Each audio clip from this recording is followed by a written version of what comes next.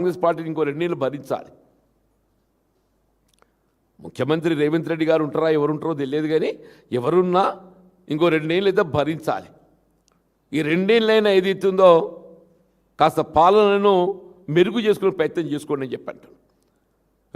ఈ GO7 వెంటనే ఉపసంహరింపజేసుకొని job calendar ప్రధానమని చెప్పడం. జాబ్ క్యాలెండర్ మీరు శాసనసభ వేదిక జాబ్ క్యాలెండర్ ప్రకటింపజేస్తా అని చెప్పిండు.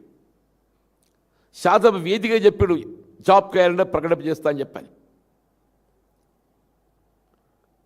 మొదటి సంవత్సరం 2 లక్షలు అన్నాడు, తర్వాత 1 లక్ష అన్నాడు, ఇప్పుడు 3 లక్షలు పోయేమైంది 60,000 అన్నాడా. ఇచ్చిందేంటి 17,000, ఇచ్చిందేంటి 17,000, చెప్పిందేంటి 3 లక్షలు, చెప్పిందేంటి 3 లక్షలు అమలు చేయాలి, అమలు చేసింది ఎంత 17,000. ఆర్భాటంగా జాబ్ క్యాలెండర్ ప్రకటన చేస్తా అని చెప్పాడు. ఏదే జాబ్ క్యాలెండర్? ఆనాడు ఏది ఇస్తుందో ఈ రేవంత్ రెడ్డి చూసి ఎవడు విశ్వసించాడు, అది ఆయన కూడా తెలుసు. ఇవాళ రేవంత్ రెడ్డిని చూసి ఎవడు విశ్వసించాడు. అందుకే వరంగల్ డిక్లరేషన్ రాహుల్ గాంధీని పట్టుకొచ్చిండే. రైతు డిక్లరేషన్ కొరకు ఏది ఇస్తుందో రేవంత్ రెడ్డి గారు ఎవరు నమ్మడు అని చెప్పని రాహుల్ గాంధీని పట్టుకొచ్చి రైతు డిక్లరేషన్ చెప్పించారు. ఇలా విద్యార్థులు నిరుద్యోగ యువత కూడా రేవంత్ రెడ్డి గారు ఎవరు నమ్మడు కాబట్టి ఏదైతుందో రాహుల్ గాంధీ గారిని అశోక్ నగర్ పట్టుకపోయాడు. కనీసం గాంధీ కుటుంబం పట్ల విశ్వాసంతోనైనా గౌరవంతో ఏదైతుందో నమ్ముతారో అని చెప్పినట్టుగా భావనతోని వాళ్ళ రైతు డిక్లరేషన్ చెప్పించిండు. ఈడ రాహుల్ గాంధీని పట్టుకపోయి అశోక్ నగర్ పట్టుకపోయిండే అధికారానికి వచ్చిండ్రు. మరి రాహుల్ గాంధీ గారు ఏదైతుందో ఇవాళ అశోక్ నగర్ రాగలుగుతాడా? ఇలా రేవంత్ రెడ్డి గారు అశోక్ నగర్ పోగలుగుతాడా? దయచేసి ఏదైనా కానీ ఈ GO7 వెంటనే దీన్ని ఉపసంహరింపజేసుకొని యథావిధిగా గతంలో ఏ విధంగా అయితే ఫీజు పథకం అమలు చేయడం జరిగిందో ఇప్పుడు కళాశాలలకు చెల్లింపు చేయవలసిన బకాయిలు దాదాపు 10,000 కోట్ల పైచిలకు ఉన్నాయి. కళాశాలలకు చెల్లింపు చేయవలసిన బకాయిలు 10,000 కోట్ల పై ఉన్నాయని చెప్పంటున్నాను. ఆ 10,000 కోట్లు చెల్లింపు చేస్తేనే కానీ ఇవాళ ఇంతవరకు విద్యాబోధన సదుపాయం పొందినట్టు 25-26 విద్యా సంవత్సరం వరకు వాళ్ళ సర్టిఫికెట్లు వాళ్ళ విద్యార్థులు పొందే అవకాశం లేదు. ఇలా ప్రభుత్వం ఏది ఇస్తుందో వెంటనే కళాశాలకు చెల్లింపు చేయవలసినటువంటి ఆ ఫీజు బకాయిలు 10,000 కోట్లు ఏవైతే అవి చెల్లింపు చేయండి. ఇలా భవిష్యత్తు 26-27 విద్యా సంవత్సరానికి సంబంధించి ఈ GO7 ఉపసంహరింపజేసుకొని గతంలో ఏ విధంగా ఫీజు రీయింబర్స్మెంట్ పథకాన్ని అమలు చేయడం జరిగిందో యథావిధిగా దాన్ని మరింత పటిష్ట అమలు చేస్తామని చెప్పని ముందుకు రండి. అదర్వైజ్ తీవ్ర ఆందోళన ఎదుర్కోవాల్సి వస్తుందని చెప్పి హెచ్చరిస్తుంది. ఇది ఇంతటితో ఆగేది కాదు. ఇది రేపు విద్యా సంవత్సరం ఆరంభం కాబోతుంది. జూన్లో రేపు విద్యా సంవత్సరం ఆరంభం కాబోతుంది.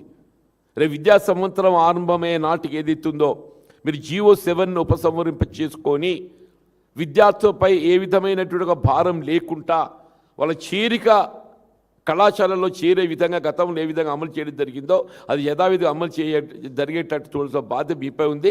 లేని పక్షంలో ఇవాళ నిరుపేద వర్గాలు SC, ST, BC మైనార్టీ వర్గాలతో ఏదైతే ఉందో తీవ్ర ఆందోళన ఎదుర్కోవాల్సి ఉంటుందని చెప్పని హెచ్చరిస్తున్నాం.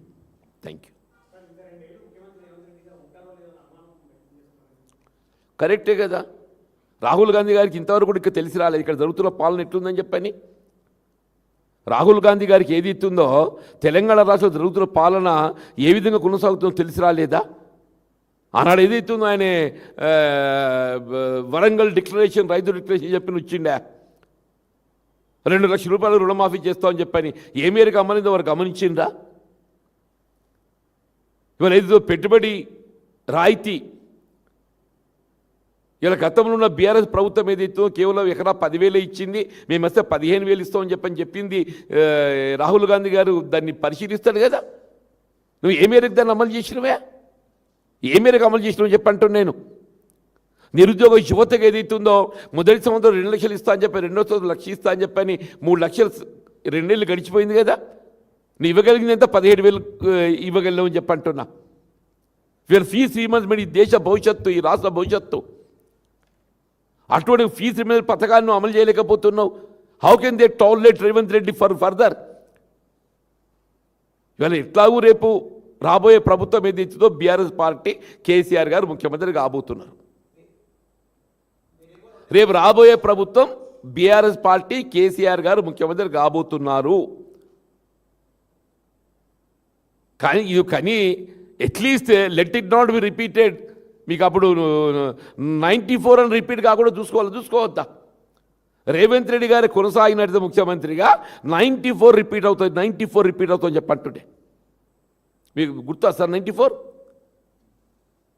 94లో కాంగ్రెస్ పార్టీ కనీసం ప్రతిపక్ష హోదా కూడా